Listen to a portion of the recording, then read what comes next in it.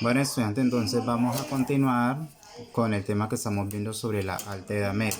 Entonces, en este segundo video vamos a hablar sobre las características de la Edad Media.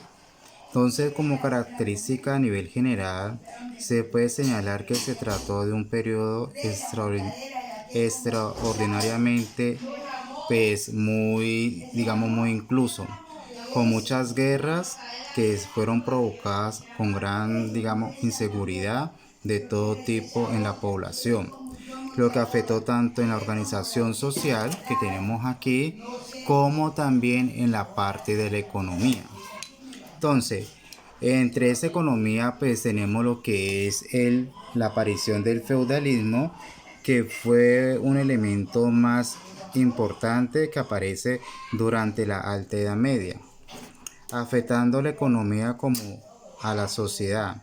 Pues los campesinos acudían a los grandes señores, también llamados señores feudales, para pedirles protección, incluso campesinos que llegaban a ceder sus tierras o eran quitadas a cambio de su seguridad. Se refiere que esos señores feudales aprovechaban de esa necesidad que tenían los campesinos. Entonces los campesinos cedían sus tierras voluntariamente o se las quitaban a cambio el señor feudal les daba protección.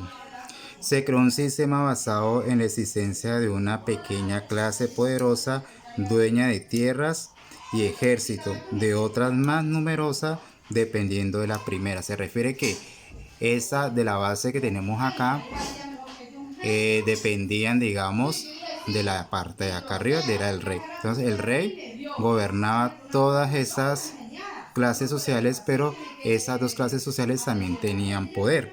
Y el rey, que eso lo vamos a hablar más adelante, dependía de lo que era del clero. Esas últimas trabajaban en los campos para los señores y estaban vinculados con las tierras, que tenían que pagar impuestos y prestar otros servicios a los mandatarios. Se refiere que esa clase de acá abajo, la clase baja, que dependían de la clase de acá arriba y debían trabajar para ellos y fuera de eso pagar impuestos. En organización social tenemos lo que es la división de dos clases absolutamente jerarquizada. Unas más favorecidas que las otras o perjudicaban a las otras. Como tenemos aquí en la primera, que tenemos aquí lo que es el rey, que se encontraba en la cúspide y concedía tierras y títulos y autoridad.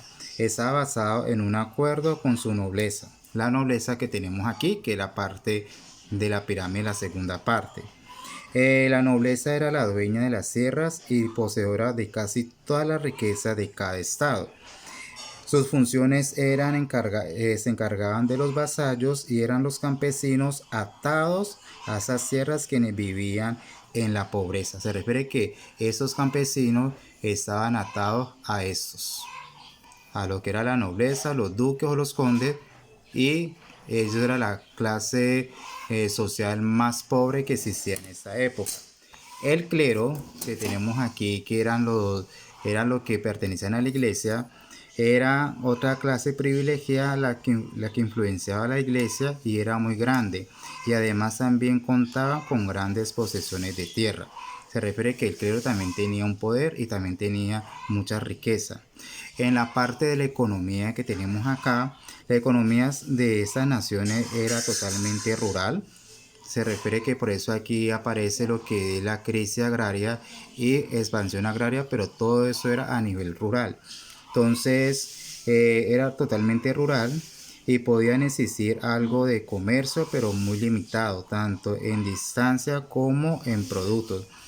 La iglesia, el clero era más poderoso, aunque era más poderoso que el propio monarca. De hecho, los reyes necesitaban su aprobación y buscaban alianza con ellos para mantenerse más tiempo en el poder. Se refería a que el rey dependía de la iglesia para mantenerse más tiempo en el poder, porque decía que la iglesia decía que el rey era, digamos, como un dios en esa época.